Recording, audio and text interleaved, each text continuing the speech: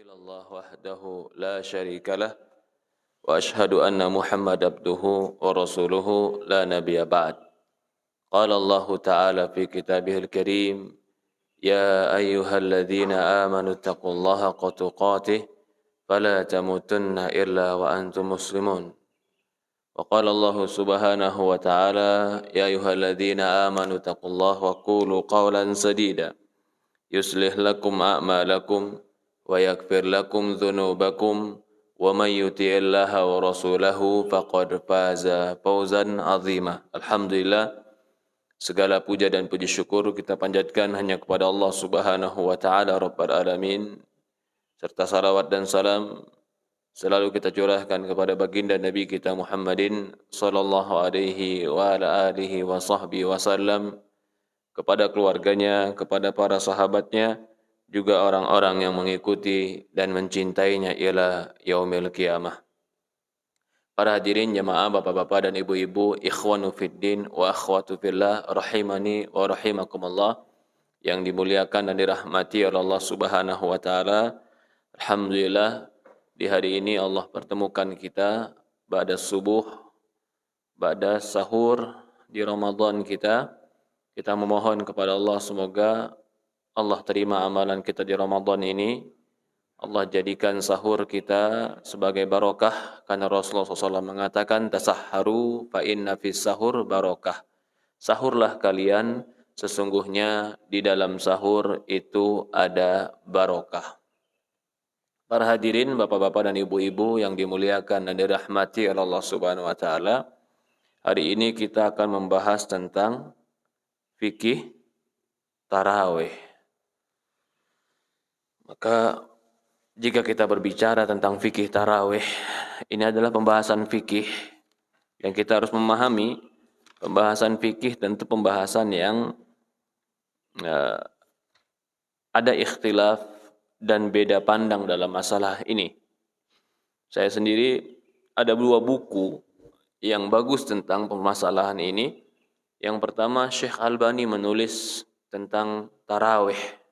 Syekh Albani punya buku kutaib sekecil ini, hampir sama juga, judulnya Tarawih atau semakna dengan itu, yang berkaitan tentang fikih tarawih. Tetapi pertemuan kita hari ini, saya tidak membahas bukunya Syekh Albani, tapi saya membahas dari buku yang ditulis oleh Syekh Mustafa Al-Adawi.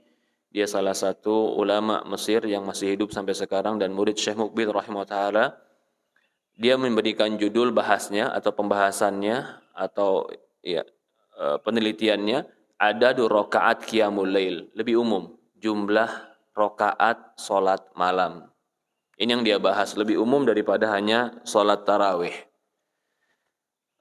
Ketahuilah bahwasannya pertama, salat tarawih itu termasuk qiyamul lail, salat malam.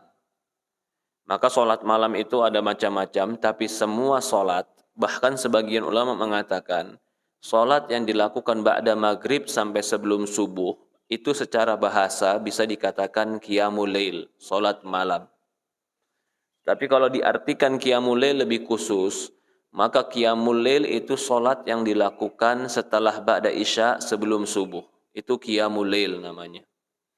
Jika dilakukannya ganjil maka dikatakan witir. Jika dilakukannya setelah tidur dahulu kemudian bangun, itu namanya tahajud. Karena kalimat tahajud itu artinya dia terbangun setelah tidurnya dan dia melakukan sholat. Kalau dia lakukan di bulan Ramadan dan dibarengi dengan istirahat di antara sholat-sholatnya, maka dikatakan tarawih. Karena tarawih sebagian ulama mengatakan asal kalimatnya dari rohah. Tarawih berarti sholat yang diiringi atau yang diselingi dengan istirahat.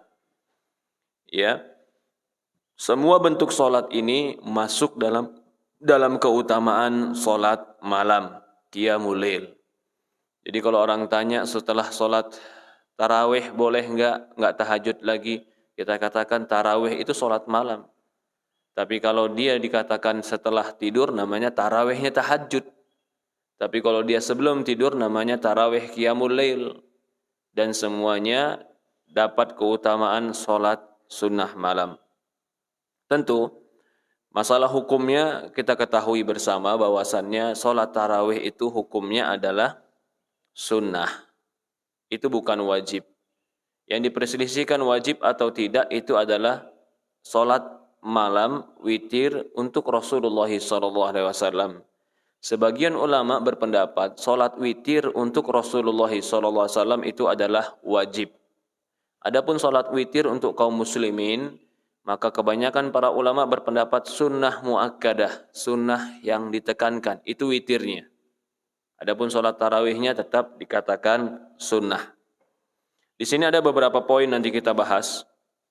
Tapi sebenarnya sebagaimana judul dari buku ini berbicara tentang jumlah rakaat qiyamul lail. Nanti kita akan bahas di sini tentang jumlah rakaat tersebut.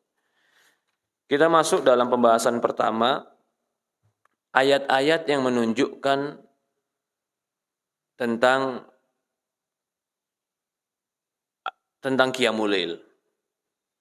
Ayat-ayat secara umum yang memuji, yang memberikan asungan, dorongan, motivasi untuk kita sholat malam. Di antaranya di surat Al-Furqan ayat 63 sampai 64. Sebenarnya banyak sekali ayat, tapi kita hanya menukil beberapa ayat saja nanti. Ibadur Rahmanul ladzina yamshuna 'alal ardi hauna. Hamba-hamba Allah itu adalah orang yang berjalan di muka bumi dengan tawadhu, rendah hati. Wa idza khatabuhumul jahiluna qalu salama. Jika ada orang-orang jahil yang mengajak bicara mereka, maka mereka menjawab dengan salama, kalimat yang salam, kalimat selamat. Walladzina yabituna lirabbihim sujjadaw wa qiyama. Dan di antara sifat ibadur rahman, hamba-hamba Allah yang Allah Subhanahu wa taala puji adalah yang mereka di malam hari yabitun. Yabitun itu bermalam, tidur di malam harinya, sujjadaw wa qiyama. Mereka sujud dan mereka berdiri. Ini Allah puji orang yang di malam hari sujud dan berdiri. Tentu yang dimaksudkan di sini adalah mereka di malam harinya salat. Allah puji mereka. Ketika Allah puji, berarti ini menunjukkan amalan yang Allah cintai. Bahkan Allah katakan ibadur rahman. Orang yang melakukan ini, mereka adalah hamba-hamba Allah. Mendapatkan predikat sebagai hamba Allah, itu kemuliaan bagi seorang muslim. Dalam ayat yang lain, Allah Subhanahu wa taala berfirman pada surat Muzammil ayat 1 sampai 4. Ya ayyuhal muzammil qumil laila illa qalila. Nisfahu aw inqus minhu qalila. Aw zid alaihi warattilil qur'ana tartila. Wahai orang yang berselimut, artinya orang yang tertidur di malam hari. Kum, bangun. Qumil lail, bangunlah di malam hari. Illa qalil, kecuali sedikit. Yang dikecualikan itu sedikitnya. Berarti yang diperintahkan bangun malamnya. Bangunlah di malam hari kecuali sedikit engkau tidur.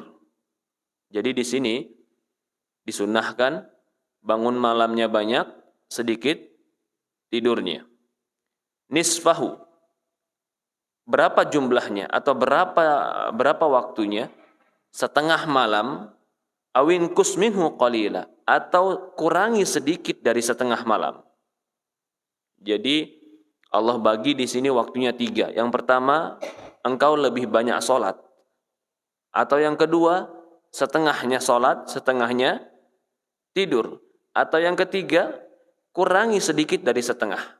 Artinya, lebih banyak tidurnya pun Allah bolehkan. Tapi kurangi, awingkus minhu qalila. Au kurangi dari setengah malam itu sedikit. Au zid alaih. Atau tambah. Warattil qur'ana tartila. Dan bacalah Quran dengan tartil. Ini ayat yang kedua. Allah memerintahkan untuk bangun sholat malam dan yang menjadi poin, Allah tidak mengkaitkan dengan rokaat. Allah mengkaitkan dengan waktu. Ini yang nanti akan menjadi dasar landasan mengapa perselisihan ulama tentang jumlah rakaat.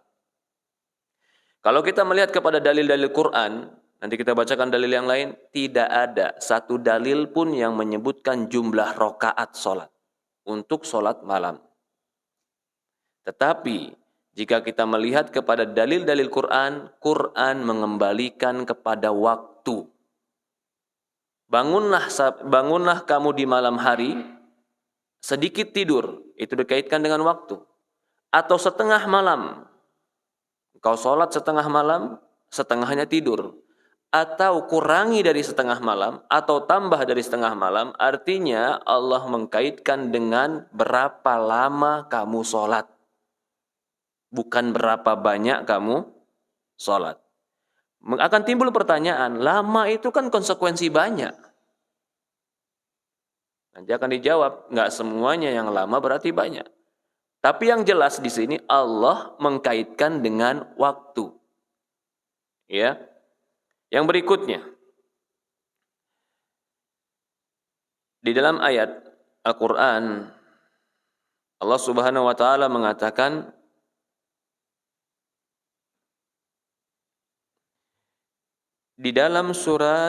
masih di dalam surat Adz-Dzariyat ayat 15 sampai 18. Innal muttaqina fi jannati wa uyun. Orang-orang yang bertakwa itu di dalam surga dan mata air surga. Adz-Dzariyat ayat 15 sampai 17. Akhidina bima atahum rabbuhum. Mereka mengambil apa-apa yang Allah berikan untuk mereka. Innahum kanu qabla dzalika muhsinin. Karena dahulu mereka di dunia orang-orang yang baik, muhsin. Ini amalan mereka pertama. Mereka dikatakan bertakwa, diberikan surga. Mereka mengambil anugerah Allah yang Allah berikan karena mereka dulu di dunia orang yang berbuat baik. Lanjut ayatnya. Wa kanu qalilan minal laili ma yahjaun. Dan mereka dahulu di dunia sedikit tidur di malam hari. Sedikit tidur di malam hari, pemahamannya berarti mereka wabil ashari hum yastaghfirun, dan di waktu sahur mereka istighfar. Ini etika dan ini adab yang Allah Subhanahu wa Ta'ala ajarkan. Tidur tidak banyak, kemudian bangun dan sholat. Setelah sholat mendekati sahur, berdoa sampai datang waktu subuh. Ini salah satu sifat yang Allah puji di Quran, dan ini alasan kenapa orang-orang bertakwa Allah berikan surga. Wa kanu qalilan minal laili ma yahjaun. Mereka di malam hari sedikit tidur, wabil ashari hum yastaghfirun, dan di waktu sahur mereka istighfar, mohon ampun kepada Allah Subhanahu wa Ta'ala. Ya.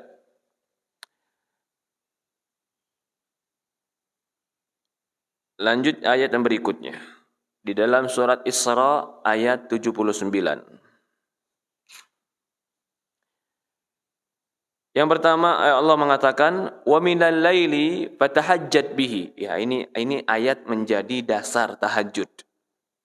Jadi Ramadan pun kita tidur ba'da Isya lalu bangun di malam hari salat itu tetap boleh dan dikatakan tarawih yang tahajud. Apa kata Allah di dalam surat Al-Isra ayat 79? Wa minal laili fatahajjat bihi nafilatan lak. Dan di antara malam tahajudlah engkau sebagai tambahan untuk dirimu.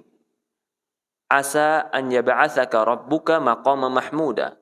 Mudah-mudahan Rabbmu akan membangkitkan engkau nanti di yaumul qiyamah dengan kedudukan yang terpuji. Di dalam ayat ini Allah janjikan maqam mahmud, kedudukan yang terpuji. Bagi siapa mereka? Bagi yang mereka melakukan tahajud di malam hari. Fatahajjat bihi nafilatan. Tahajudlah engkau kepada Allah sebagai amalan tambahan. Ini ayat-ayat yang mulia yang memberikan dorongan kepada kita untuk sholat malam, memberikan motivasi dan memberikan kepada kita keutamaan dan apa yang disediakan oleh Allah untuk mereka yang melakukan sholat malam. Jadi dari ayat-ayat dan hadis ini atau dari ayat-ayat ini jelas, sholat malam itu perintah Allah, Allah memberikan keutamaan, Allah memberikan janji yang disediakan untuk mereka, Dan Allah jelaskan nafilatan, tambahan. Berarti sholat malam itu nafilah, artinya sunnah. Ya, kalau kita melihat kepada surat Az-Zariyat tadi, kanu qalilan minal laili ma yahja'un. Mereka dahulu sedikit tidurnya. Ayat ini menjelaskan bahwasannya sholat malam itu terkait dengan zaman, waktu. Begitu juga ketika Allah mengatakan pada surat Muzammil, qumil laila illa qalila. Bangunlah di malam hari kecuali sedikit. Ini pun terkait dengan waktu. Maka bagi mereka yang sholat dan sholatnya sampai setengah malam atau sampai 2/3 malam atau hanya 1/3 malam, maka dari ayat ini dipahami orang yang sholatnya lebih lama mereka yang lebih afdol. Iya tidak? Karena kan Allah mengatakan qumul laila illa qalil. Bangun di malam hari kecuali sedikit engkau tidur. Nisfahu, atau kamu bangun setengah malam, awin kusminhu qalila, atau kurangi sedikitnya, auzid alaih, atau tambah, warattilil qur'ana tartila, kemudian bacalah Quran dengan tartil. Dari ayat ini semua menunjukkan semakin lama sholat semakin afdol, karena Allah mengkaitkan dengan waktu. Ya, kemudian ketika kita memperhatikan Allah Subhanahu wa taala berfirman, "Wa minal laili fasjud aw minal laili fasjud lahu wasabbihu lailan tawila." Al-Insan ayat 26. Dan di antara malam hari sujudlah engkau dan bertasbihlah kepada Allah lailan tawila, di malam yang panjang. Jelas, malam yang panjang. Banyak lagi ayat-ayat yang ayat-ayat ini menegaskan bahwasannya sholat malam itu kembali kepada waktu yang panjang dan itu yang Allah Subhanahu wa taala cintai. Nanti akan jadi masalah, Pak. Jumlah yang banyak, rakaat yang banyak yang afdol atau waktu yang lama yang afdol. Kalau kita melihat kepada ayat-ayat ini jelas, ayat tidak berkaitan dengan jumlah rakaat. Ayat hanya berkaitan dengan waktu. Ayat berkaitan dengan waktu. Kemudian di dalam hadis juga, dalam hadis Bukhari dan Muslim dari Abdullah bin Amr bin As radhiyallahu anhuma, Rasulullah sallallahu alaihi wasallam bersabda, "Ahabbus salati ila Allah salati Daud alaihi salam." Salat yang paling Allah cintai adalah salatnya Daud alaihi salam. Ahabbus siyami ilallahi siyamu Daud alaihissalam. Dan puasa yang paling Allah cintai adalah puasa Daud alaihissalam. Bagaimana salatnya? Kana yanamu nisful laili wa yaqumu thuluthah. Dahulu Daud alaihissalam tidur setengah malam dan dia bangun 1/3 malam. Wa yanamu sudusah, dan dia tidur lagi 1/6 malam. Wa yasumu yauman wa yuftiru yauman, dan dia berpuasa 1 hari dan dia berbuka sehari. Arti sehari berbuka, sehari berpuasa. Di dalam ayat ini atau di dalam hadis ini Rasulullah SAW pun mengkaitkan dengan solat yang paling Allah cintai, solatnya Daud.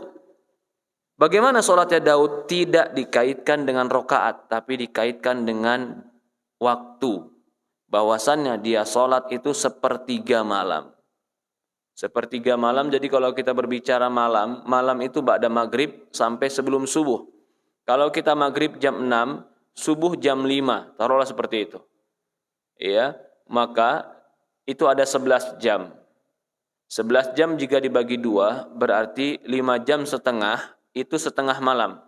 Kalau kita mulai dari jam 6 tadi, 7, 8, 9, 10, 11, setengah 12, itu masuk setengah malam. Kemudian dia sholat 1/3 malam. Kalau 11 dibagi 3 berarti 3 jam lebih sedikit, ya tidak? Maka dari jam setengah 12, setengah 1, setengah 2, setengah 3 sampai jam 3 pagi itu setengah malam namanya, 1/3 malam. Nah ini sholat yang 1/3 malam. Dan Nabi Daud alaihissalam sepertiga malam sholat. Berarti berapa jam itu sholatnya? Hampir 3 jam dan 4 jam. Ya, kemudian 1/6 malam dia tidur. Habis jam 3, dia 1/6-nya tidur. Berarti sekitar 1,5 jam dia tidur, kemudian dia bangun. Itulah waktu subuh. Itu sholat yang paling Allah cintai, kata Rasulullah SAW. Ya, berarti berkaitan dengan waktu. Maka barang siapa yang ingin mendapatkan kecintaan salat dari Allah Subhanahu wa taala, hendaklah dia salat sebagaimana salatnya Daud alaihissalam. Dia salat 1/3 malam. Ya. Kalau ditanya, bagaimana kita bisa salat 1/3 malam tadi? Apa yang harus kita perpanjang? Apakah yang kita panjang bacaan Quran? Ataukah yang kita panjang itu sujud? Atau yang kita panjang itu ruku, atau kita panjang itu adalah berdiri. Kalau kita ringankan bacaan, dan kita ringankan ruku dan sujud, kita memperbanyak rokaat. Apakah itu dibenarkan? Atau bagaimana yang dikatakan orang yang sholat panjang? Kalau kita lihat kepada Al-Quran tadi, ada perintah, warattil Qur'ana tartil. Bacalah Quran dengan tartil. Kalau kita lihat kepada ayat ini, berarti seolah-olah solat kita yang panjang gara-gara baca Quran yang panjang. Tapi kalau kita melihat kepada ayat tadi, sujjadau wa qiyama, mereka sujud dan mereka berdiri.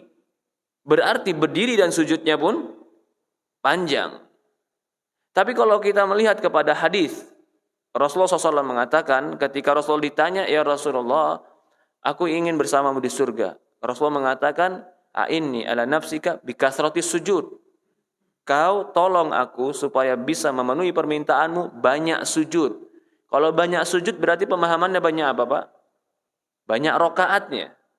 Jadi kan kalau kita lihat ke ayat ini, tadi, warattilil Qur'ana, bacalah Quran, tartila, konsekuensinya berarti perpanjang bacaan. Kalau kita sujjada wa qiyama, dia itu di malam hari sujud dan qiyam, berdiri. Memperlama sujud dan memperlama berdiri pun Allah puji. Dan orang yang memperbanyak sujud pun Rasulullah SAW katakan itu adalah orang yang akan bersamaku di surga. Kita berbicara sekarang sebagaimana ayat-ayat yang kita bacakan tadi, salat yang paling afdol adalah yang paling lama salatnya. Cuman sekarang jadi permasalahan kita, yang paling lama itu bagaimana? Apakah yang paling lama bacaannya? Apakah yang paling banyak sujudnya? Ataukah yang paling lama berdirinya? Ataukah berdirinya banyak, sujudnya sedikit? Karena konsekuensinya kalau orang banyak dia baca Quran, tentu rakaatnya menjadi sedikit. Tapi kalau dia memperbanyak sujud, tentu bacaannya menjadi sedikit. Dipahami maksud saya? Maka di sini menjadi masalah ulama. Mana yang lebih afdol? Memperbanyak rakaat atau memperpanjang rakaat? Itu yang menjadi masalah. Memperbanyak rakaat atau memperpanjang rakaat. Dan juga di sini ada masalah nanti, apakah sama sholat sendirian dengan sholat bersama imam? Apakah hunaka farqu baina man yusalli imaman li ushrati minas sabab aqwiya, ataukah di sini ada perbedaan orang yang sholat dengan para pemuda atau dengan orang-orang tua atau dengan anak-anak kecil atau dengan perempuan, apakah ada beda sholatnya? Ya. Maka pembahasan ini akan dibahas sedikit demi sedikit oleh Syekh dalam buku ini. Yang pertama, masalah berimam atau sendirian. Ini dulu kita bahas. Bahwasannya, sholat sendiri dan sholat berimaman tentu berbeda. Berkaitan dengan sholat malam, tentu ini adalah, kalau kita melihat kepada hadis-hadis Rasulullah, terutama di Ramadan, Rasulullah SAW, dia sholat malam bersama sahabatnya dan berimaman. Ya, dan Rasulullah SAW pernah melakukan 3 hari di bulan Ramadan untuk melakukan sholat malam. Di hari keempat Rasulullah SAW tidak keluar, tapi para sahabat sudah menunggu di masjid. Di hari kelima pun para sahabat sudah menunggu ke masjid. Di masjid Rasulullah SAW tidak keluar. Sampai akhirnya sebagian para sahabat mendatangi Rasulullah dan berkata, "Ya Rasulullah, kami menunggumu untuk sholat bersama di malam Ramadan ini." Kata Rasulullah SAW, "Ya, aku khawatir nanti sholat ini menjadi wajib bagi kalian." Jadi Rasulullah SAW tidak keluar karena khawatir sholat itu menjadi wajib. Tapi Rasulullah SAW tidak melarang para sahabat yang ingin sholat di malam itu. Bahkan di zaman Umar bin Khattab, para sahabat sholat di Masjid Nabawi berkelompok-kelompok untuk sholat lail, sholat tarawih. Ketika Umar bin Khattab melihat ini, ada beberapa kelompok di sana sholat, di sini sholat, akhirnya Umar bin Khattab memilih salah seorang untuk memimpin sholat dan menjadikan sholat tarawih itu berjamaah. 30 hari full dijadikan Umar bin Khattab sebagai sholat tarawih. Kenapa Umar melakukan itu? Karena di zaman Umar sudah tidak akan mungkin lagi turun ayat yang mewajibkan sholat atau menjadikan sholat tarawih itu wajib. Maka penghalang untuk Rasulullah SAW melakukan sholat tarawih terus-menerus sudah tidak ada. Dari inilah Umar bin Khattab melakukan tarawih terus-menerus dan ini termasuk sunnah. Jika ada orang beranggapan sholat tarawih itu adalah perkara yang baru karena nggak ada zaman Rasulullah, kita katakan ini pendapat yang salah. Apa alasannya? Pertama, Rasulullah pernah melakukan.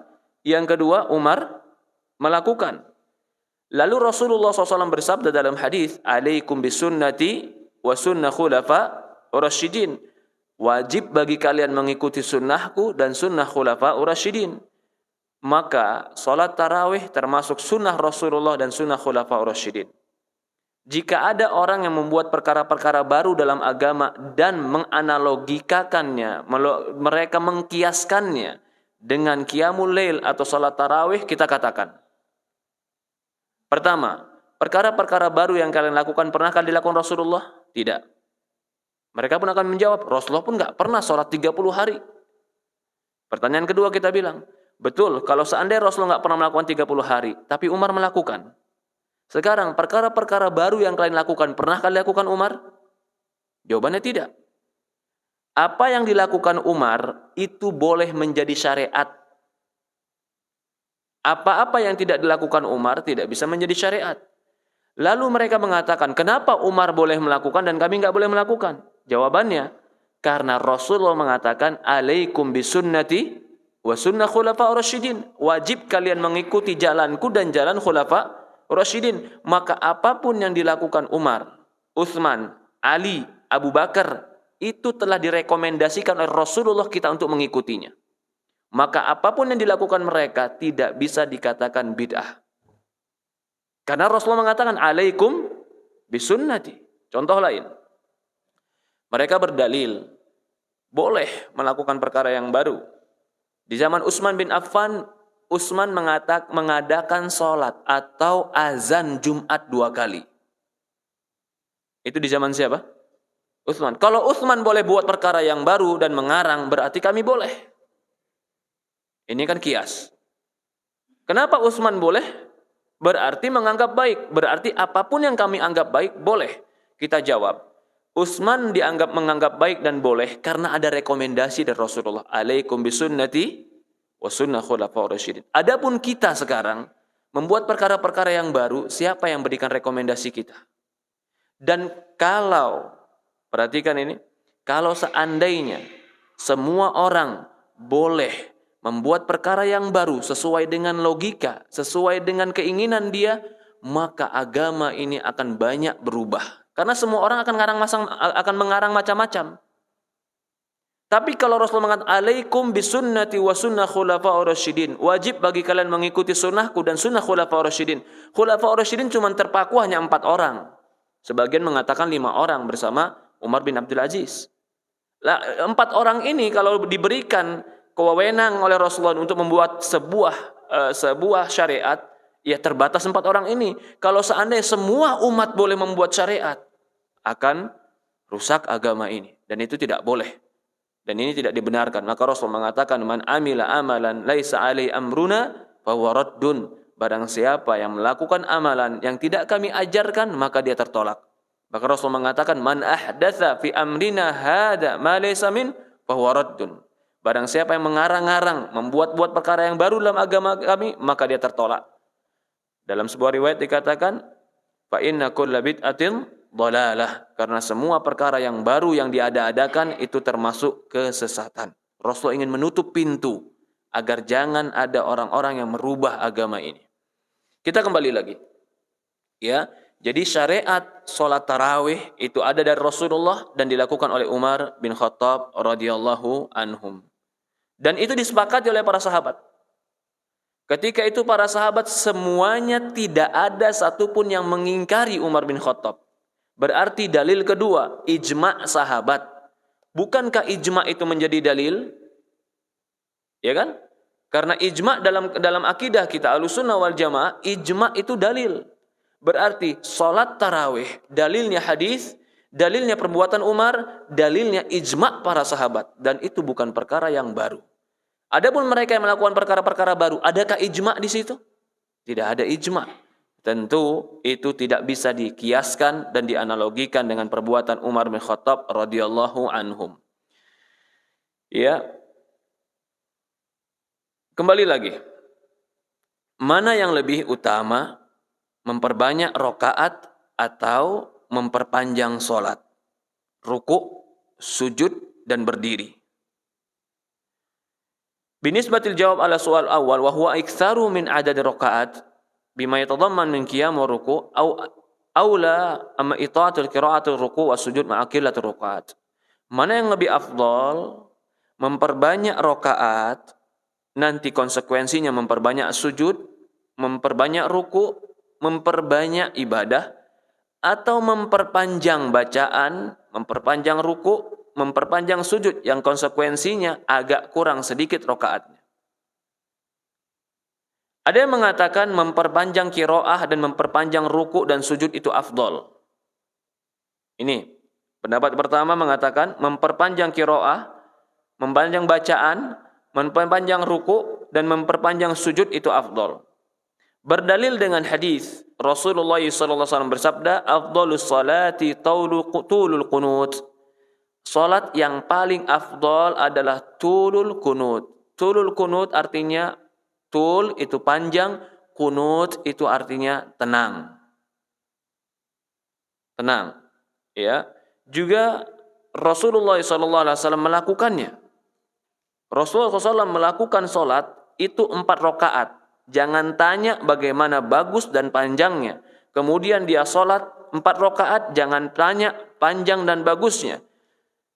Kemudian dia sholat 3 rakaat. Di sini menunjukkan Rasulullah cuma sholat 11 rakaat. Tetapi sholatnya panjang. Bahkan dalam sebuah riwayat dikatakan para sahabat radhiyallahu anhum ketika sholat bersama Rasulullah SAW di tarawih, mereka khawatir dari ba'da subuh sampai tidak dapat sahur. Berarti berapa lama itu? Ba'da isya sampai mendekati sahur, berarti berapa lama? Hampir 8 jam ya. Berapa rakaat? 11 rakaat. Ini yang mengatakan, bahkan Aisyah mengatakan jangan tanya panjang dan bagusnya. Juga disebutkan nanti dalam hadis Abdullah bin Mas'ud, ketika Abdullah bin Mas'ud sholat bersama Rasulullah SAW dan Rasul memperpanjang sholatnya. Sampai Abdullah bin Mas'ud mengatakan, sehingga aku ingin melakukan sesuatu yang jelek. Ditanya kepada dia, apa yang kau inginkan ya Abdullah bin Umar atau Abdullah bin Mas'ud? Aku ingin duduk. Maksudnya aku ingin duduk, biarkan Rasulullah sholat berdiri dan dia sholat duduk akhir. Ya. Juga riwayat-riwayat yang menunjukkan Rasulullah, para sahabat ada yang sholat mereka itu bersandar kepada tembok dan bersandar kepada tongkat. Sebagian para sahabat karena ingin panjang dalam sholatnya. Ya. Pendapat yang kedua mengatakan yang afdol itu adalah memperbanyak rakaat. Itu tadi argumen yang pertama apa? Memperpanjang sholat. Kembali lagi pada masalah kita, Quran mengkaitkan dengan waktu. Sholatnya apa? Setengah malam. Setengah malam ini permasalahannya, memperpanjang sholatnya kah atau memperbanyak qiraahnya, memperbanyak rokaatnya. Ada yang mengatakan Rasulullah memperpanjang sholatnya, rokaatnya nggak banyak, cuma 11. Ada yang mengatakan, yang pendapat yang kedua, yang diperbanyak adalah rokaatnya. Ini pendapat yang kedua. Yang diperbanyak sujudnya. Kenapa? Rasulullah mengatakan, a'inni ala nafsika bekatati sujud. Tolong aku agar aku bisa memenuhi permintaanmu, banyaklah sujud. Ketika sahabat ini bertanya dan meminta, ya Rasulullah, aku ingin bersamamu di surga. Maka Rasulullah mengatakan, adakah permintaan lain? Tidak ada. Maka Rasulullah mengatakan, tolong aku untuk bisa memenuhi permintaanmu, banyaklah sujud. Berarti banyak sujud, itu banyak rokaat dalam sholat. Juga Rasulullah SAW mengatakan, innaka lan tasjad lillahi sajadatan. Tidaklah engkau sujud kepada Allah sekali sujud, illa rafa'akallahu biha darajatan, kecuali engkau akan mengangkat dirimu satu derajat dan menggugurkan darimu satu dosa dan kesalahan. Hadis ini, hadis yang kedua riwayat Muslim, satu kali sujud naik satu derajat, digugurkan satu dosa. Berarti semakin banyak kau sujud, semakin tinggi derajatmu dan semakin banyak dosamu digugurkan. Semakin banyak kau sujud, konsekuensinya semakin banyak rokaat yang kau lakukan. Ini pendapat yang mengatakan memperbanyak rokaat lebih baik daripada memperbanyak atau memperlama sholat. Ya, juga dalam hadis yang lain, idza shalla ahadukum bin nasi falikhaffif. Jika kalian, ini Rasulullah mengatakan, jika kalian sholat bersama manusia, artinya berimam, kau menjadi imam, falikhaffif. Hendaklah kau ringankan sholatmu. Fa inna wara'aka dhaif wasakim wadil hajah. Karena di belakangmu itu ada orang lemah, orang tua, orang sakit, dan orang yang memiliki hajat kebutuhan. Hadis ini memerintahkan untuk meringankan sholat jika bersama manusia. Agar orang-orang yang lemah, agar orang-orang yang sakit, dia dapat istirahat. Maka meringankan sholat, ini sebagai bentuk pemberi tasji', motivasi agar orang tadi mau sholat dan mau menghadiri sholat karena sholatnya diringankan. Maka itu Nabi SAW dalam sebuah nasihatnya mengatakan, ya ayuhan nas innakum munafirin. Ketika ada orang yang memperpanjang sholatnya dan memperberat untuk makmumnya, Rasulullah mengatakan, wahai manusia, sesungguhnya di antara kalian ada yang membuat orang lain lari dari ibadah kepada Allah. Jadi di sini Rasulullah menganjurkan untuk meringankan sholat. Lah, cara meringankan sholat itu bagaimana? Maka sebagian para ulama mengatakan, meringankan sholat itu dengan cara engkau banyakkan istirahatnya. Banyakkan istirahatnya bukan berarti memperpendek waktunya. Kalau memang tetap seperti yang Allah inginkan atau kita memperpanjang waktu tapi memperbanyak istirahat, itu berarti sesuai dengan hadis Rasulullah. Lah, memperbanyak istirahat tapi waktu tetap lama, itu berarti memperbanyak rokaat. Ini yang beranggapan bahwasannya memperbanyak rokaat lebih afdol daripada memperpanjang sholat. Karena Rasulullah SAW memerintahkan, falyukhaffif, hendaklah engkau ringankan sholatmu. Kemudian mempersaksikan sholat bersama manusia, bersama imam, berjamaah, itu afdol. Maka dari itu, sholat tarawih pun dianjurkan dan kita disunnahkan untuk sholatnya tetap berjamaah. Jadi kalau ditanya, sholat tarawih itu bagi laki-laki afdol sendiri atau berjamaah? Maka jawabannya tetap berjamaah lebih afdol. Apa dalilnya? Hadis. Rasulullah mengatakan, man qama ma'al imami hatta yansarif, kutiba lahu qiyamul lail. Kata Rasulullah SAW dalam riwayat Abu Daud, Tirmizi dan yang lainnya, ya, barang siapa yang sholat bersama imam sampai imam selesai, maka ditulis bagi dia sholat satu malam penuh. Ini dalil yang jelas, yang tegas, atau yang betul-betul nampak bahwasannya orang yang sholat bersama imam, berarti sholatnya berjamaah. Sampai imam bubar, berarti dia telah melakukan sholat satu malam penuh. Ya. Iya. Ini hadis diriwayatkan oleh Imam Abu Daud, di Tirmizi, Nasa'i dan yang lainnya. Kalau ditanya, apakah kita seperti imam dalam sholat?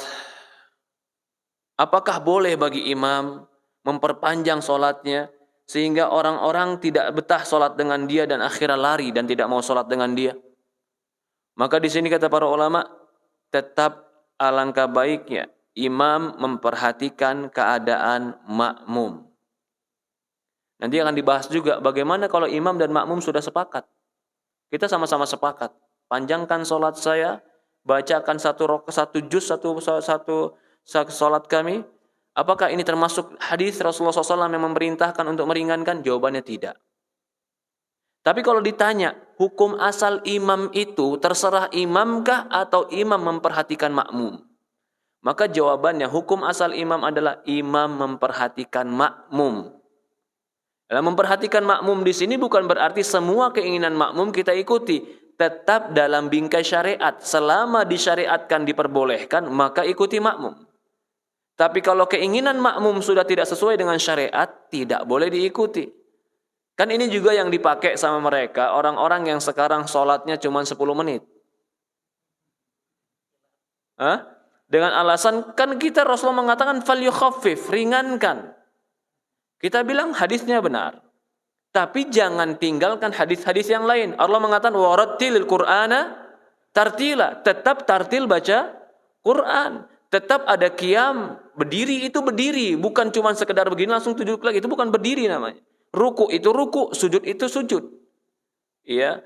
Jadi di sini tetap memperhatikan keadaan makmum dan tetap memperhatikan apa-apa yang Allah perintahkan di dalam Quran dan tidak boleh melanggar apa yang Allah Subhanahu wa taala larang dalam Quran. Maka di sini dikatakan dalam hadis lain, waqtadi bi'at'afihim. Kalau kamu jadi imam, perhatikan yang paling lemah di antara kalian. Ya. Sebagian ulama berpendapat juga hadis-hadis ini yang mewajibkan imam memperhatikan makmum, ini adalah sholat wajib. Kenapa? Karena tidak ada pilihan bagi makmum kecuali dia harus mengikuti imam. Tetapi ketika sholat sunnah, makmum di situ memiliki kebebasan untuk memilih. Mau sholat, dia silahkan. Tidak sholat, dia silahkan. Maka sebagian ulama beranggapan, hadis-hadis yang berkaitan perhatikan keadaan makmum, ini hadis tentang berkaitan sholat wajib. Karena mau tidak mau makmum ikut. Begitu dia ikut diperintahkan Allah untuk ikut, lalu dia dapat imam yang sholatnya panjang, dilematis buat dia. Maka dalam sebuah kisah tadi ketika Rasul mengatakan, minkum munaffirin, sebagian kalian ada yang buat orang lain lari, itu adalah sholat isya. Ketika Mu'ad melakukan sholat isya berjamaah bersama kaumnya, dia memperpanjang sholat isya sampai tengah malam. Bahkan sebuah riwayat dikatakan sampai sebagian mereka subuhnya kesiangan gara-gara malamnya kepanjangan. Maka pagi-pagi datang ke Rasulullah mengapor, ya Rasulullah, tadi malam Mu'ad sholat panjang bersama kami. Akhirnya ada orang yang memisahkan diri dari jamaah Mu'ad untuk sholat sendirian. Ketika dilaporkan ini, maka Rasulullah marah. Inna minkum munaffirin. Sebagian kalian itu buat orang lari. Berarti ini, kata sebagian lagi, yang tidak boleh panjang dan memberatkan itu adalah sholat wajib. Karena bagi makmum tidak ada pilihan kecuali dia harus mengikuti imam. Adapun sholat sunnah, maka itu kembali kepada keinginan imam dan makmum. Kalau makmum ingin bersama, silahkan. Tetapi kalau dia tetap memperhatikan keadaan makmum agar makmum memiliki semangat dalam sholat, maka itu disunahkan dan baik. Ya. Ini pendapat yang mengatakan memperbanyak rokaat karena apa? Karena di dalam memperbanyak rokaat akan lebih memperbanyak istirahat. Di dalam memperbanyak istirahat berarti akan lebih banyak orang itu ringan dalam sholatnya. Saya mau tanya kalau begitu. Bagi kita, ini sholat tetap ya Pak. Kalau kita berbicara tentang waktu kan tetap. Quran tadi mengkaitkan dengan waktu. Berdirilah setengah malam, atau sepertiga malam, atau kurangi atau tambah. Oke, kita taruhlah. Sholat 2 jam. Umpamanya 2 jam ini sholat. Mana yang lebih ringan bagi kita? Panjang sholat Sholatnya berdiri panjang, rukuknya panjang. Bahkan di dalam sebuah hadis atau sebuah riwayat dikatakan berdirinya Rasulullah dengan rukuknya sama. Berdirinya itu Rasulullah SAW pernah baca Al-Baqarah, Al-Imran sampai An-Nisa. Itu berdiri Rasulullah. Kata sahabat berdiri dan rukuknya itu sama. Walaupun sebagian ulama nggak mengartikan secara harfiah berarti betul-betul sama, tapi yang diinginkan seimbang. Lah seimbang-seimbangnya kalau sudah Al-Baqarah, Al-Imran, An-Nisa, tetap aja yang punya pinggangnya nggak kuat ya tetap nggak kuat kan begitu. Ya. Kalau ruku dalam keadaan lama orang merasa berat. Kalau sujud dalam keadaan lama orang dalam keadaan tidur, ya subhanallah. Maka dari ini ada para ulama mengatakan meringankan mereka bukan kita memperpendek waktu. Karena waktu tetap Allah utamakan. Waktu tetap Allah berikan motivasi. Salatlah engkau memperbanyak. Bagaimana? Memperbanyak rakaat. Jadi sekarang benar tidak? Kalau kita sama-sama dipilih 2 jam, mana yang lebih berat bagi kita? Yang panjang salat berdiri rukuknya atau yang memperbanyak salatnya? Mana yang lebih ringan, Pak? Memperbanyak rakaatnya. Nah, maka dari inilah ulama mazhab Syafi'i, Malik, Abu Hanifah, 4 mazhab ini semuanya sepakat boleh memperbanyak rakaat. Karena tetap memperhatikan apa yang Allah perintahkan. Salat kita itu harus lama. Solusi lama tapi nggak memberatkan itu dengan banyak rakaat dan akhirnya nanti banyak itulah dikatakan taraweh karena ada istirahatnya. Kalau kita lihat kepada hadis, ada nggak lafaz hadis tentang sholat taraweh? Rasulullah nggak pernah mengatakan taraweh.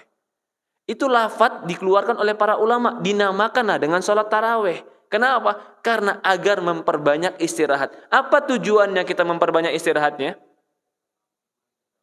Memperingankan dan tetap lama. Maka itu di antara sholat-sholat juga taraweh.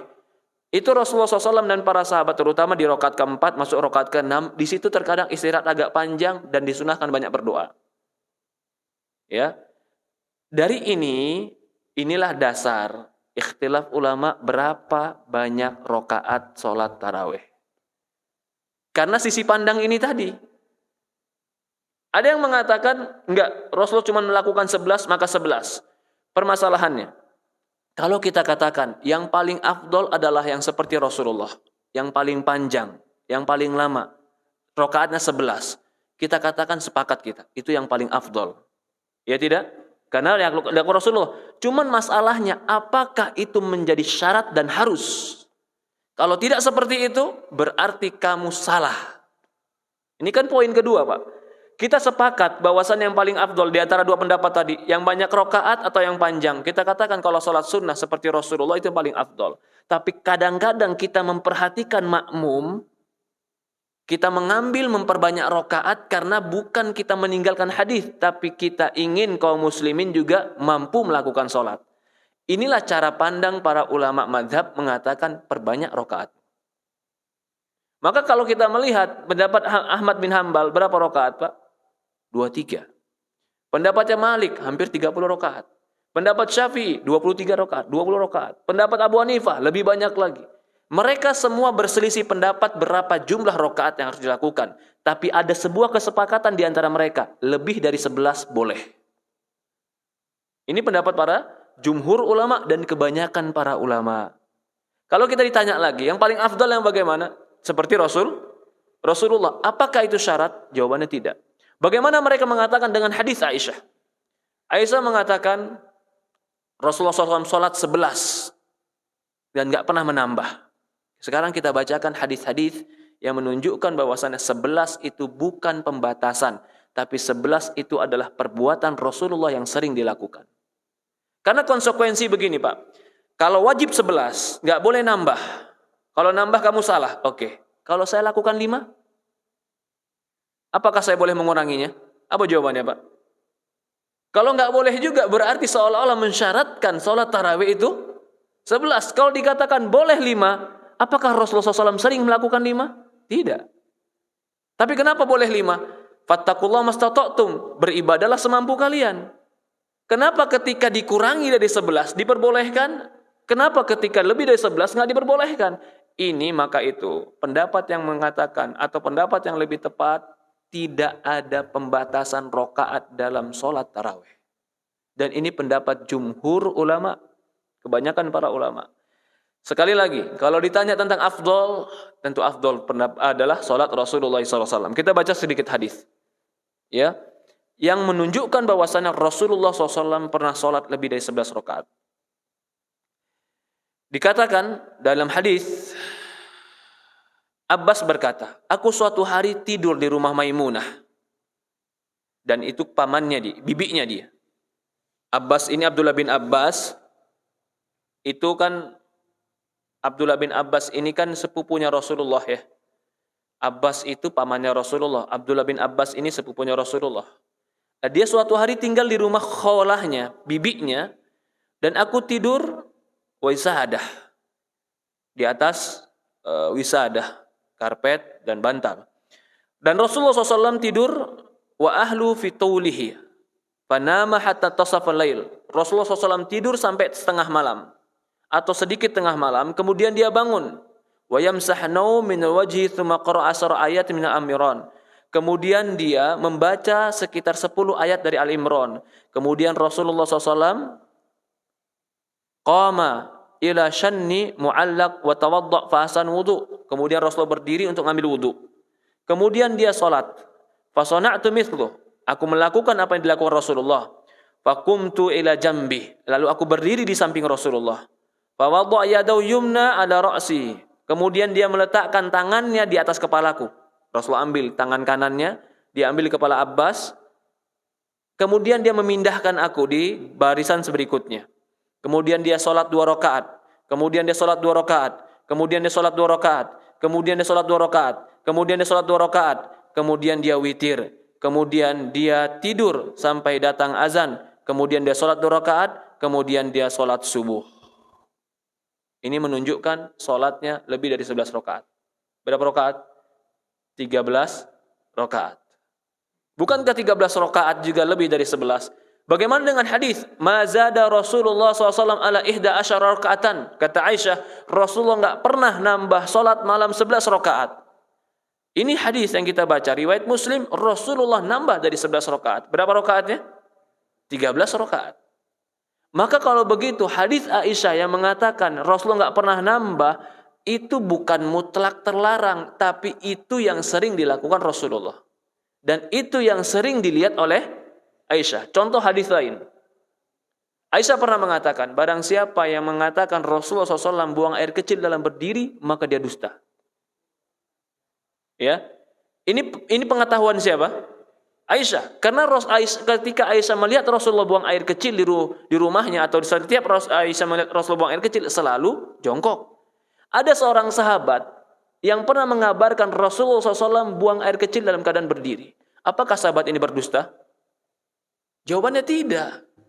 Karena dia sedang menceritakan apa yang dia lihat. Aisyah sedang menceritakan apa yang dia lihat. Dan itu tidak bertentangan. Sama seperti hadis ketika Aisyah mengatakan Rasulullah nggak pernah menambah 11.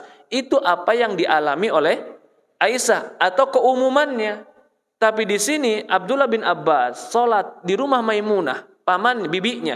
Rasulullah sholat lebih daripada 11 rakaat. Berarti bolehnya sholat lebih daripada 11 rakaat. Dalam riwayat lain Bukhari Muslim, karena Rasulullah SAW 13 rakaatan. Rasulullah SAW sholat 13 rakaat. Di sini ada beberapa bantahan para ulama tentang hadis Aisyah. Ya. Juga hadis yang lain. Kalau tadi jelas hadisnya mengatakan 11 rakaat. Ini hadis yang lain yang mengembalikan berapa banyak sholat malam terserah kau lakukan. Dalam sebuah hadis, dalam riwayat Bukhari dan Muslim, Rasulullah mengatakan sholatul laili mathna mathna. Wa in khashiya ahadukum as-subh ala raka'ah wahidah fatutir lau ma qad shalla.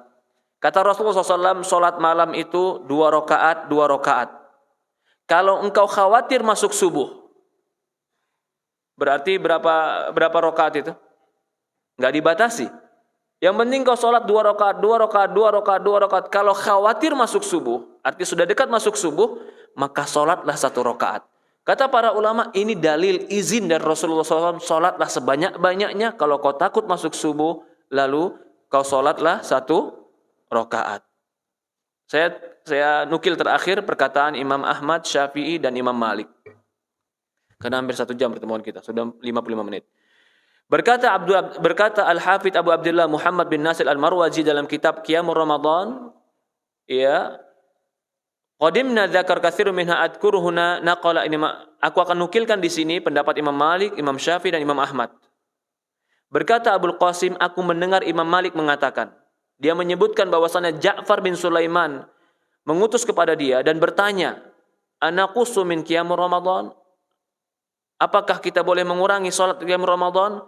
Fanahahum an dzalik. Imam Malik melarang, jangan kurangi. Wa qad kuriha dzalik. Naam, qad qama an-nas bi hadza qadiman haditsan. Qila lahu kam qiyam? Ditanya kepada Imam Malik, berapa rakaat manusia ketika itu salat untuk tarawih? Berkata Imam Malik, 39 rakaah bil witir. 39 rakaat bersama witir. Ini pendapat siapa? Imam Malik. Ketika ditanya berapa orang sholat di Madinah ketika itu, Imam Malik termasuk atba'ut tabi'in. Yang dia lihat berarti muridnya para sahabat. Yang dia persaksikan perbuatan orang Madinah. Berapa? 39 rakaat. Ya. Dalam riwayat lain berkata Malik, astahibu an yakuman nas fi Ramadan bi 38 rakaat. Aku suka manusia sholat qiyamul Ramadan itu sebanyak 38 rakaat. Ini kata Imam Malik. Kemudian dia salam dan dia tambah 1 rakaat witir. 38 tambah 1 jadi berapa? 39. Dan ini adalah amalan Ahlul Madinah. Amalan Ahlul Madinah berarti apa? Amalan daripada orang-orang yang ditinggal di Madinah. Orang yang tinggal di Madinah di zaman Imam Malik itu lahir di abad kedua Islam. Hampir 150 tahun. Berarti yang dia lihat itu adalah para tabi'in dan muridnya para sahabat radhiyallahu anhum. Berkata Imam Syafi'i. Ini sekarang pendapat Imam Syafi'i. Ya, atau berkata Imam Ahmad bin Hanbal. Aku bertanya kepada Imam bin Hanbal, kam min ra'akat yusalli fi qiyam syahr Ramadan? Berapa rakaat kita harus salat dalam Ramadan? Qila fi alwanu nahwu 40. Imam Ahmad mengatakan boleh salat sebanyak 40 rakaat.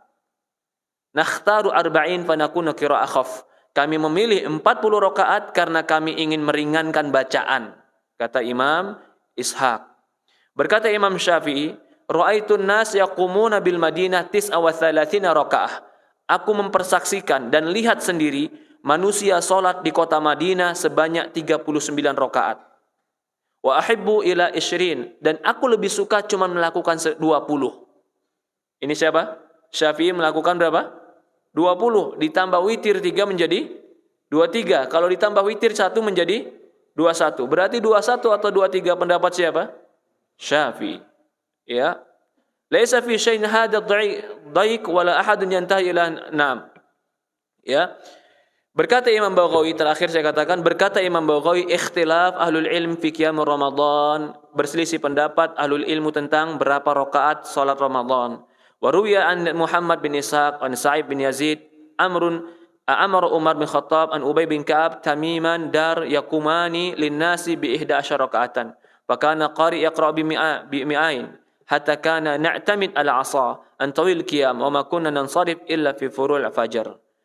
Kata Imam Baghawi, berselisih pendapat para ahli ilmi berapa jumlah salat Ramadan. Diriwayatkan dari Muhammad bin Yusuf dari Sa'id bin Yazid berkata, Umar bin Khattab pernah memerintahkan Ubay bin Ka'ab dan juga Tamim ad-Dari untuk salat bersama manusia sebanyak 11 rakaat, dan ketika itu dibaca ratusan ayat sampai kami bersandar kepada tongkat-tongkat dalam berdiri, dan kami tidak selesai salat kecuali mendekati waktu fajar. Berkata Imam Malik, kunna nasu yaqumuna fi zaman Umar dahulu. Berkata Imam Malik dari Yazid bin Ruman, dari ini riwayat Imam Malik dari Yazid bin Ruman, bahwasannya dahulu manusia salat di zaman Umar bin Khattab 23 rakaat di Ramadan. Jadi 23 rakaat sebagian menisbatkan kepada perbuatan Umar bin Khattab. Sebagian meriwayatkan yusolli 41 rakaat, sebagian ada yang mengatakan 12 atau 41 rakaat. Wa amma aktsaru ahli ilm, tapi kebanyakan para ulama, berarti ini apa? Jumhur. Kebanyakan para ulama berpendapat isyrina rakaah, 20 rakaat.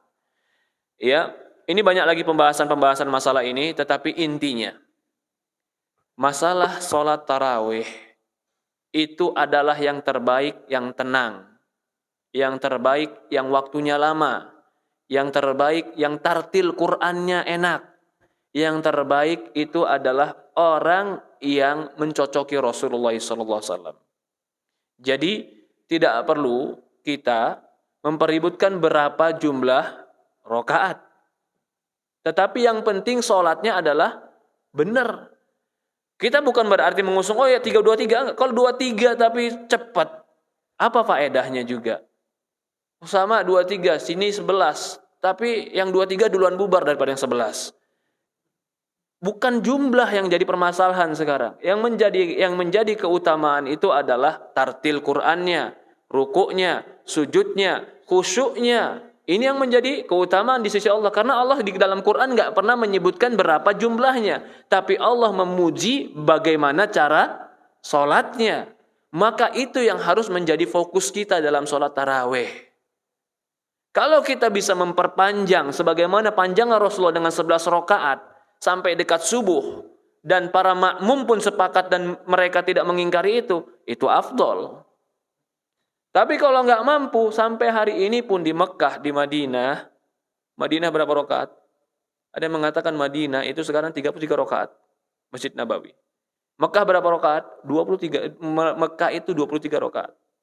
Apalagi 10 hari terakhir, nanti 10 rakaat pertama, dari mulai jam 9 atau setengah 9 sampai jam 11. 10 rakaat pertama. Istirahat, nanti jam 1 bangun lagi, 13 rakaat kedua. Jadi yang pertama itu nggak pakai witir dulu. Nanti pakai witir yang kedua. Walaupun ada sebagian orang setelah 10 bangun langsung witir pulang. Silahkan. Tapi artinya di sini yang paling afdol sholat tarawih adalah yang seperti Allah inginkan. Tartil, tenang, tumakninah, dan panjang. Panjang waktunya. Ya, itu yang paling afdol. Allahu a'lam, ini yang kita bahas mungkin sangat sedikit. Ya karena pembahasan ini sangat banyak yang harus dibahas dalam permasalahan ini. Mungkin ada pertanyaan, silahkan. Silahkan Pak. Waalaikumsalam warahmatullahi wabarakatuh. Ya, 3 malam.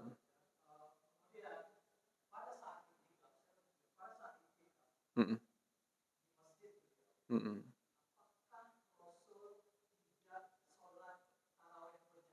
Ya.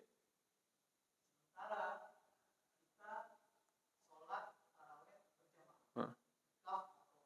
Hmm.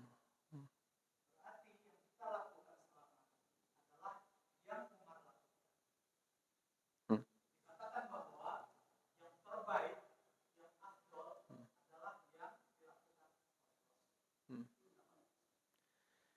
Rasulullah SAW pertama, kenapa Rasulullah SAW tidak mengkomplitkan sholat tarawih menjadi 30 hari? Apa alasannya? Takut diwajibkan. Kenapa Umar melakukan di zaman Umar? Karena tidak akan mungkin lagi ada kewajiban. Berarti seolah-olah Rasulullah mengatakan, aku nggak usah ikut, kalian lakukan. Karena kalau aku ikut, akan jadi apa? Jadi wajib. Maka dari itu para sahabat melakukan setelahnya.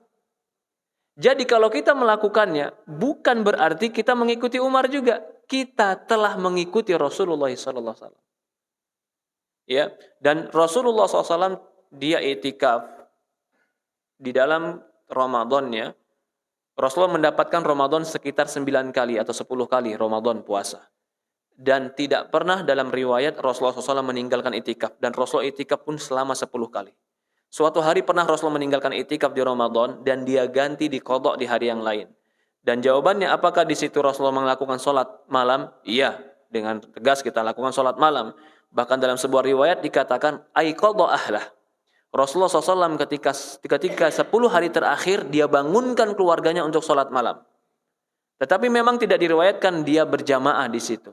Bukan berarti berjamaah di situ berarti kita tidak mencontoh Rasulullah. Kita katakan tetap mencontoh Rasulullah SAW karena Rasulullah SAW pernah sholat dan dia pun mengizinkan para sahabat untuk sholat, tetapi dia tidak sholat bersama sahabat bukan berarti dia nggak sholat. Dia sholat, tetapi dia tidak sholat bersama sahabat karena ada sebuah kekhawatiran. Kekhawatiran itu adalah diwajibkannya sholat. Maka Umar menganggap ketika di zaman dia kekhawatiran itu tidak ada, dia lakukan sunnah Rasulullah SAW. Allah alam. Jadi tetap kita sholat berjamaah tetap dikatakan mengikuti sunnah Rasulullah SAW. Kalau pertanyaannya lagi, saya luaskan sedikit. Kalau bukan Ramadan, Ustaz, kemudian kami bangun dan sholat berjamaah, boleh atau tidak? Maka jawabannya para ulama mengatakan boleh. Sebagaimana hadis Abdullah bin Abbas tadi. Abdullah bin Abbas ketika dia sholat bersama di rumah bibinya Maimunah, lalu dia sholat di samping Rasulullah, itu bukan Ramadan. Sebagian mengatakan itu bukan Ramadan. Itu sholat malam. Lah kalau begitu boleh sesekali, boleh. Tetapi tidak boleh dijadikan kebiasaan dan rutinitas. Allah alam. Silakan Pak. Waalaikumsalam warahmatullahi wabarakatuh.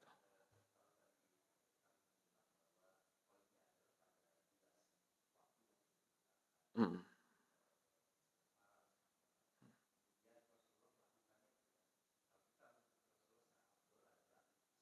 11 yang panjang. Ya.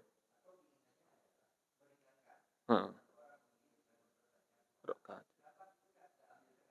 Ah. Hmm. Ya. Hmm. Ya. Hmm. Oke.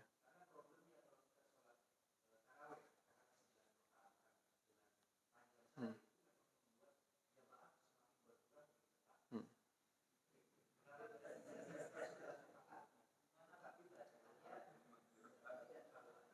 Maka jawabannya, kenapa kita tidak 11 rakaat tapi bacaannya kita pendekkan? Jawabannya boleh dilakukan itu, Pak. Kalau Bapak mau melakukan itu silahkan. Cuman kembali permasalahan kita, mana yang paling afdol? Itu permasalahannya. Kalau masalah boleh, boleh-boleh saja. 11 rakaat, baca selesai bubar, silahkan, boleh. Apa yang kita jaga? Yang kita jaga adalah kemakmum, keadaan makmum. Silahkan. Tapi kalau kita berbicara yang paling afdol, maka ini kita katakan kembali kepada durasi. Lah kalau durasi, bagaimana cara durasi ini yang baik? Memperbanyak rokaatkah atau memperpanjang sholat? Jawabannya tetap ini bicara afdol. Tapi kalau sampai kita gabungkan aja yang ini paling afdol, saya tidak akan berpendapat seperti itu. Rasulullah kan memperpanjang sholat. Allah mengatakan durasi. Iya. Lalu para ulama menganggap memperbanyak rokaat. Kalau gitu kita ambil jalan tengah, kita tetap 11 rokaat, ya kan? Tetapi kita pendekkan bacaan Qur'annya. Pertanyaannya, boleh? Jawabannya apa? Boleh. Pertanyaannya afdol? Hah? Tetap kita harus katakan yang paling afdol adalah baginda Rasulullah SAW. Seperti itu. Jadi kalau kita mau melakukan silahkan. Apa ada Ustaz orang melakukan seperti Rasulullah? Ada. Ada, Pak. Ya. Bahkan sekarang di beberapa pondok pesantren ada yang jam 9 mulai sholat, jam 3 bubar. Ada, Pak. Iya. Dan itu memang harus tetap terjaga. Hadis-hadis seperti ini harus tetap terjaga. Loh kalau gitu bagaimana dengan hadis yang Rasulullah katakan perhatikanlah orang yang lemah, orang yang tua. Lah ini kan sudah kesepakatan. Sebelum sholat dibilang kami mau sholat sekian juz. Maka itu kan sholat sunnah, ya tidak? Lalu dia bilang, enggak saya nggak mau, pokoknya imam harus ikutin saya. Lah masjid yang lain ada, tafadhol pindah masjid lain.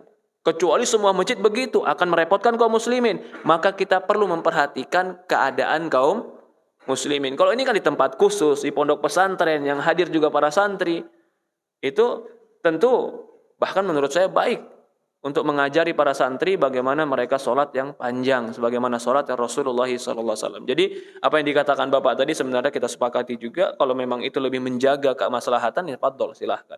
Allah alam. Ada lagi yang lain Pak? Mari kita cukupkan sampai di sini. Ya silakan. Wassalamualaikum warahmatullahi wabarakatuh.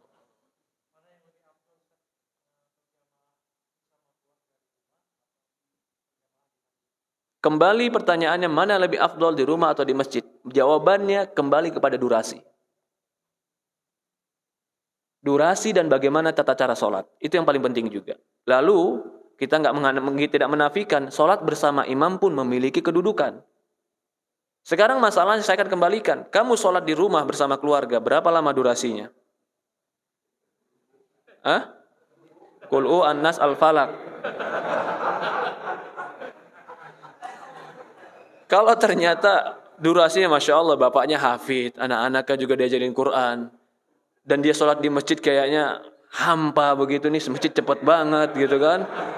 Kan bisa jadi seperti itu Pak, ada yang seperti itu. Ya nggak? Ya sholat di rumah silahkan.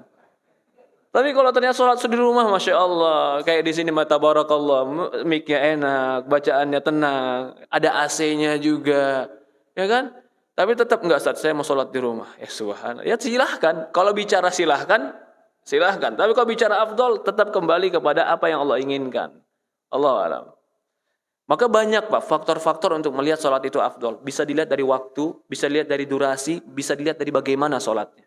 Bisa dilihat juga dengan siapa sholatnya. Sekarang kalau kita fokus kepada, waktu Ustaz, pada Isya saya mau sholat.